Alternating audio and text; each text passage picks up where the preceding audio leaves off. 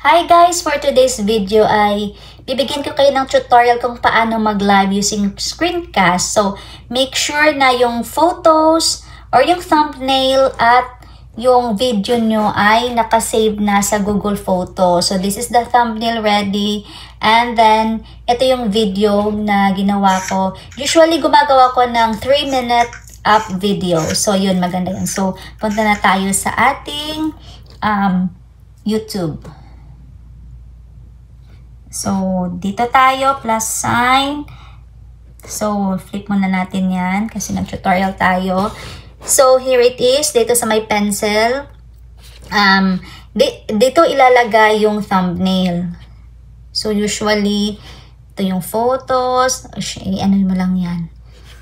Tapos, save.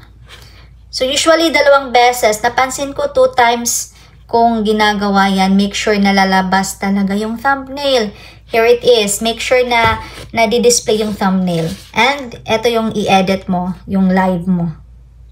Title. Bigyan mo ng title. This is number puzzle. Ayan. Number puzzle.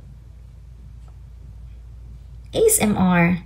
So, lagyan natin ng trend, ng hashtag trending. Ano lang natin? To you kung lalagyan mo ng hashtag. Tapos, okay na yan. Or lalagyan mo pa ng marami. Done. Make sure na yung visibility ay naka-public. Tapos, back arrow. And this is it. So, meron ditong screencast. Make sure na it's on. Drag mo lang yan.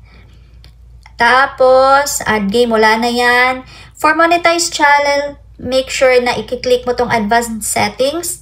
Kasi you need to on the monetization. And the rest, wala nang gagawin. It's already okay. Allow chat, yes. Allow reaction, okay na yan. And for non-monetized channel, ipapakita ko sa side. Wala nang gagawin sa advanced settings kasi okay na yon. So, next mo lang yan after. So, ito yung mangyayari. Yes, it's made for kids or no, it's not made for kids. So, ito yun ilalagay. I-click mo yan because this is not for kids. Yan, para may chat box. So, next mo lang yan. Wait lang ng kaunti. Medyo nagtatagal. Okay, that's it. Got it. So, parang may nagka-counting dyan. Akala mo nagla-live na. So, hindi pa. So, start now. So, ito yung sinasabi ko. Pag din dyan nakikita yung i-click mo dyan. I-off mo muna para makita yung icon mo. Tapos, medyo malaki yan. It's bigger. So, make sure that just click the settings and make it lower. So, maliit na siya. So, make sure na yan, dito na tayo sa Google Photos. Hanapin mo yung video mo. Alright? Ito yung video ko. It's okay if nag-play na yan. So, kung makikita nyo, may arrow dyan sa taas. Back nyo lang yan. Or depende kasi nga na-out ako. So, basta makaabot kayo dito. So, everything. Guys, pag i-off nyo to, may video naman na may sound. Pero, sa mga nakikinig is naka-muted kayo. So, yun ang hindi maganda. Disadvantage of using screencast. Kasi lahat ng ingay ay naririnig.